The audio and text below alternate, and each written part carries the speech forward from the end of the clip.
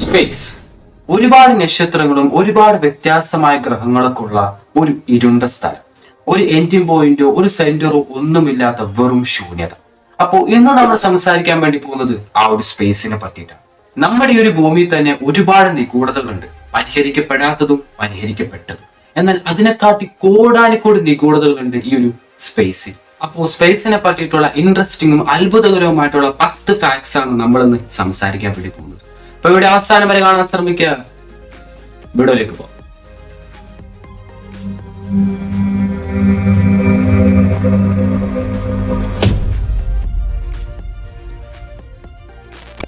രാത്രി സമയങ്ങളിലൊക്കെ നമ്മൾ ആകാശത്തേക്ക് നോക്കുകയാണെങ്കിൽ നമുക്കാകെ അവിടെ ഒരു മൂണിനെ മാത്രമായിരിക്കും നമുക്ക് കാണാൻ വേണ്ടി സാധിക്കാം. എന്നാൽ ആ കാണുന്ന മൂണിനെ പോലെ തന്നെ ഇനിയും ഒരുപാട് മൂൺസ് ഉണ്ടെന്ന് പറഞ്ഞാൽ നിങ്ങൾ വിശ്വസിക്കും.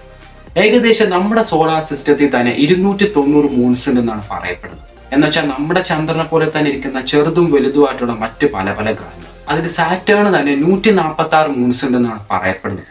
എന്നാൽ സയന്റിസ്റ്റ് ആളുകൾ പറയുന്നത് എന്താണെന്ന് വെച്ചാൽ ചിലപ്പോൾ നമ്മുടെ സോളാർ സിസ്റ്റത്തിൽ ഇനിയും ഒരുപാട് മൂൺസ് ഉണ്ടാവുമെന്നും അതിനെ ചിലപ്പോൾ ഭാവിയിൽ നമ്മൾ കണ്ടുപിടിക്കുകയും ചെയ്യുമെന്നാണ്. നമ്മുടെ ഭൂമിയും ചന്ദ്രനും തമ്മിൽ ഏകദേശം 3,84,400 കിലോമീറ്റേഴ്സ് ആണ് ദൂരം വരുന്നത്.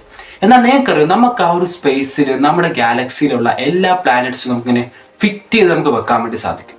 ദാ ഇങ്ങനെ 2022 സയന്റിസ്റ്റ് ആളുകൾക്കൊക്കെ സ്പേസിൽ നിന്ന് ഒരു റേഡിയോ സിഗ്നൽ കിട്ടാണ്. അതും 8.8 ബില്യൺ ലൈറ്റ് ഇയേഴ്സ് ദൂരെ നിന്നായിരുന്നു അത് വന്നിട്ടുണ്ടായിരുന്നത്. 8.8 ബില്യൺ ലൈറ്റ് ഇയേഴ്സ് ദൂരെ നിന്ന് വരുന്നത് കൊണ്ട് തന്നെ ഈയിടക്കൊന്നും ആയിരിക്കില്ല ഒരു റേഡിയോ സിഗ്നൽ പുറപ്പെട്ടിട്ടുണ്ടാകാം. അതിനെപ്പറ്റി പഠിച്ചപ്പോഴാണ് അവർക്ക് മനസ്സിലായത് അത് ഏകദേശം 4.9 ബില്യൺ ലൈറ്റ് ഇയേഴ്സ് മുമ്പ് ഏതൊരു ഗാലക്സിയിൽ നിന്നും പുറപ്പെടുവിച്ചിട്ട് ഇപ്പോഴാണ് നമ്മുടെ ഗാലക്സിയിൽ വന്നെത്തിയിട്ടുണ്ടായിരുന്നത്. 4.9 ബില്യൺ ലൈറ്റ് ഇയേഴ്സ് മുമ്പ് എന്ന് പറയുമ്പോൾ നമ്മുടെ ഇവിടെ സോളാർ സിസ്റ്റം പോലും ഫോം ചെയ്തിട്ടുണ്ടായിരുന്നില്ല. ഏകദേശം സോളാർ സിസ്റ്റം ഫോം ചെയ്യുന്നതിന് 400 മില്യൺ ലൈറ്റ് ഇയേഴ്സ് മുമ്പ്. നമ്മൾ ആകാശത്ത് കാണുന്ന സ്പേസിന് സത്യത്തിൽ എത്ര വയസ്സ് പ്രായമുണ്ടെന്ന് നിങ്ങൾ എപ്പോഴും ചിന്തിച്ചിട്ടുണ്ടോ? സ്പേസിന്റെ വയസ്സ് കാൽക്കുലേറ്റ് ചെയ്തിരിക്കുന്നത് സ്പേസിൽ നടന്ന ബിഗ് ബാങ്ങിന് ശേഷം മുതലാണ്. നാസയുടെ പ്രൊജക്റ്റ് ആയിട്ടുള്ള 9 ഇയർ ഡാറ്റ 2012 കണ്ടുപിടിച്ചതാണിത്. സ്പേസിന്റെ വയസ്സെന്ന് പറയുന്നത് ഏകദേശം 13.8 ബില്യൺ ഇയേഴ്സ് ഓൾഡാണ്. എന്നാൽ ഇത് വെറും ഒരു സാധ്യത മാത്രമാണ്. ചിലപ്പോൾ കുറച്ചും കൂടി വർഷങ്ങൾ കഴിയുമ്പോൾ നമ്മുടെ ടെക്നോളജി കുറച്ചും കൂടി വളരുകയാണെങ്കിൽ നമുക്ക് നമ്മുടെ സ്പേസിന്റെ എക്സാക്ട്ലി ആയിട്ടുള്ള വയസ്സ് നമുക്ക് കണ്ടുപിടിച്ചെടുക്കാൻ വേണ്ടി സാധിക്കും. നമ്മുടെ ഈ ഒരു ലോകത്ത് നമ്മൾ സൺസെറ്റ് കാണുവാണെങ്കിൽ ഒരു റെഡിഷ് ഓറഞ്ച് കളറായിരിക്കും. എന്നാൽ മാർസിലെ സൺസെറ്റിന് ഒരു ബ്ലൂ കളർ ആണെന്ന് പറഞ്ഞാൽ നിങ്ങൾ വിശ്വസിക്കും. കാരണം മാർസ് എന്ന് പറയുന്ന ആ ഒരു ഗ്രഹം തന്നെ അവിടുത്തെ അറ്റ്മോസ്ഫിയർ നിറച്ച് ഡസ്റ്റ് പാർട്ടിക്കിൾസ് കൊണ്ട് നിറഞ്ഞിരിക്കുകയാണ്. അവിടുത്തെ അറ്റ്മോസ്ഫിയറിൽ ഇത്രയും ഡസ്റ്റ് ഉള്ളത് കൊണ്ടാണ് അവിടുത്തെ സൺസെറ്റിന് ഒരു നീല കളർ നമുക്ക് കാണാൻ വേണ്ടി സാധിക്കാം. അവിടുത്തെ അറ്റ്മോസ്ഫിയറിൽ കൂടുതലായിട്ട് നമുക്ക് കാണുന്നത് കാർബൺ ഡൈ ഓക്സൈഡും പിന്നെ അയൺ റിച്ച് ഡസ്റ്റ് ഒക്കെയാണ്. നമ്മുടെ മിൽക്കി വേ ഗാലക്സിയെ പോലെ തന്നെ ഇരിക്കുന്ന ഒരുപാട് ബില്യൺ കണക്കിന് ഒരുപാട് ഗാലക്സികളുണ്ട്. അത് നമുക്ക് എല്ലാവർക്കും അറിയാവുന്ന ഒരു സംഭവം തന്നെയാണ്. എന്നാൽ നിങ്ങളെപ്പോഴും ചിന്തിച്ചിട്ടുണ്ടോ നമ്മൾ മനുഷ്യർ കണ്ടുപിടിച്ചതിൽ ഏറ്റവും വലിയ ഗാലക്സി ഏതാണെന്ന്? അത് IC1101 എന്ന ഗാലക്സിയാണ്. നമ്മുടെ ഒരു മിൽക്കി വേ ഗാലക്സിക്ക് തന്നെ 1 ലക്ഷം ലൈറ്റ് ഇയേഴ്സ് ആണെങ്കിൽ ആ ഒരു ഗാലക്സിക്ക് 2 ബില്യൺ ലൈറ്റ് ഇയേഴ്സ് ആണുള്ളത്. മാത്രമല്ല 100 ട്രില്യൺ കണക്കിന് സ്റ്റാർസ്. നമുക്കെല്ലാവർക്കും അറിയാം നമ്മുടെ മിൽക്കി വേ ഗാലക്സി വളരെ വലുതാണെന്ന്. അതിന്റെ ഡയാമീറ്റർ എന്ന് പറയുന്നത് 1 ലക്ഷം ലൈറ്റ് ഇയേഴ്സ് ആണെന്ന് പറയാം. എന്നാൽ അത് മൈൽസിലേക്ക് കൺവേർട്ട് ചെയ്യുകയാണെങ്കിൽ എത്ര ഉണ്ടാവും നിങ്ങൾ എപ്പോഴും ചിന്തിച്ചിട്ടുണ്ടോ? അത് മൈൽസിലേക്ക് നമ്മൾ കൺവേർട്ട് ചെയ്യുകയാണെങ്കിൽ 621 ക്വാഡ്രില്യൺ, 371 ട്രില്യൺ, 192 ബില്യൺ, 237 മില്യൺ, 3,33,890 മൈൽസ് ഉണ്ടാവും.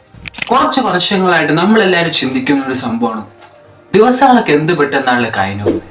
എന്നാൽ നിങ്ങൾക്കറിയോ, ഓരോ ദിവസം കഴിഞ്ഞു പോകും തോറും ആ ഒരു ദിവസത്തിന്റെ ലെങ്ത് കൂടിക്കൊണ്ടിരിക്കുകയാണ്. എന്ന് വെച്ചാൽ നമ്മുടെ എർത്തിന്റെ റൊട്ടേഷൻ പഴയതിനേക്കാളും ഇപ്പോൾ കുറഞ്ഞുകൊണ്ടേയിരിക്കുകയാണ്. അതിനായിട്ടുള്ള മെയിൻ ആയിട്ടുള്ള കാരണം എന്ന് പറയുന്നത് നമ്മുടെ ഭൂമിയിൽ മാറി മാറി വരുന്ന ക്ലൈമറ്റ് ചേഞ്ച് തന്നെയാണ്. അതിൽ കൂടി ഒരു ദിവസത്തിന്റെ ലെങ്ത്തിൽ 1.8 മില്ലി സെക്കൻഡ്സ് കൂടിക്കൊണ്ടിരിക്കുകയാണ് ഓരോ സെഞ്ചുറിയിലും. കൊക്കക്കോള എന്ന് പറഞ്ഞ ഡ്രിങ്കിനെ പറ്റി നമ്മൾ ഒരുപാട് കേട്ടിട്ടുണ്ട്. ആ ഒരു സോഫ്റ്റ് ഡ്രിങ്കിനെ പറ്റി അറിയാത്തൊരു വളരെ കുറവായിരിക്കും. എന്നാൽ നിങ്ങളിപ്പോൾ ചിന്തിക്കുന്ന ഒരു സംഭവമായിരിക്കും ഈ കൊക്കക്കോള സ്പേസും തമ്മിൽ എന്താണ് ബന്ധം? ഒരു ബന്ധമുണ്ട്. ഞാനിപ്പോൾ ഈ പറഞ്ഞ കൊക്കക്കോളയാണ് സ്പേസിൽ ആദ്യമായിട്ട് കൺസ്യൂം ചെയ്ത സോഫ്റ്റ് ഡ്രിങ്ക്. വിശ്വസിക്കാൻ പറ്റുന്നില്ല അല്ലേ? 1985 ജൂലൈ 12 ബഹിരാകാശ വാഹന ചലഞ്ചറിൽ കൊക്കക്കോളയുടെ സ്പേസ് സ്കാൻ പരീക്ഷിച്ചു നോക്കിയപ്പോൾ അതിൽ കൊക്കക്കോളയുടെ കമ്പനി വിജയിക്കായിരുന്നു ഉണ്ടായിട്ടുണ്ടായിരുന്നത്. അതിൽ കൂടി സ്പേസിൽ കൺസ്യൂം ചെയ്ത ആദ്യത്തെ സോഫ്റ്റ് ഡ്രിങ്ക് ആയി കൊക്കക്കോള മാറി. നമ്മുടെ ഭൂമി സ്ഥിതി ചെയ്യുന്നത് നമ്മുടെ മിൽക്കി വേ ഗാലക്സിയിലാണ്. എന്നാൽ നിങ്ങൾക്കറിയാം നമ്മുടെ ഒരു മിൽക്കി വേ ഗാലക്സി മറ്റൊരു ഗാലക്സിയുമായിട്ട് കൊളീഷൻ എന്ന് വെച്ചാൽ കൂട്ടിമുട്ടാൻ വേണ്ടി പോവാണെന്ന്. നമ്മുടെ മിൽക്കി വേ ഗാലക്സിയും ആൻഡ്രോമിഡ ഗാലക്സിയും തമ്മിൽ കൂട്ടിമുട്ടാൻ വേണ്ടി പോവാണ്. നമ്മുടെ മിൽക്കി വേ ഗാലക്സിനെ അപേക്ഷിച്ച് നോക്കുമ്പോൾ ആ ഒരു ഗാലക്സി വളരെ വലുതാണെങ്കിലും പേടിക്കേണ്ട ഒരാവശ്യം പോലുമില്ല. കാരണം സയന്റിസ്റ്റ് ആളുകൾ ഈ ഒരു പ്രഡിക്ഷൻ പറഞ്ഞിരിക്കുന്നത് 4 ബില്യൺ വർഷങ്ങൾക്ക് ശേഷമാണ്. എന്ന് വെച്ചാൽ 4 ബില്യൺ വർഷങ്ങൾ പിടിക്കും നമ്മുടെ ഒരു മിൽക്കി വേ ഗാലക്സിയും ആൻഡ്രോമിഡ ഗാലക്സിയും തമ്മിൽ അടുത്തേക്ക് എത്താനായിട്ട്. ഇപ്പൊ പോലും നമ്മുടെ ഈ ഒരു ഗാലക്സിയും ആ ഒരു ഗാലക്സിയും തമ്മിൽ അടുത്തേക്ക് വന്നുകൊണ്ടേയിരിക്കുകയാണ്. പക്ഷേ 4 ബില്യൺ വർഷങ്ങളൊക്കെ കഴിയുമ്പോഴത്തേക്കും അതിൽ നിന്ന് രക്ഷപ്പെടാനുള്ള വഴി നമ്മൾ തന്നെ കണ്ടുപിടിക്കും. അത്രയും കാലം ഈ ഭൂമി ഉണ്ടായാൽ മാത്രം മതി. അപ്പൊ നിങ്ങൾക്ക് ഈ വീഡിയോ ഇഷ്ടപ്പെടുമെങ്കിൽ തീർച്ചയായും ലൈക്ക് ചെയ്യാനും സബ്സ്ക്രൈബ് ആയും ഫോളോ ചെയ്യാനും ഒന്നും മറക്കണ്ട. അപ്പൊ ചാനൽ ആദ്യമായിട്ട് കാണുന്ന ആൾക്കാർക്ക് സബ്സ്ക്രൈബ് ചെയ്യാൻ ഒരു മറക്കണ്ട. മുന്നോട്ട് പണത്തിൽ അടിപൊളി വീഡിയോസ് സെറ്റ് ആക്കിയിട്ട് വരുന്നവരെ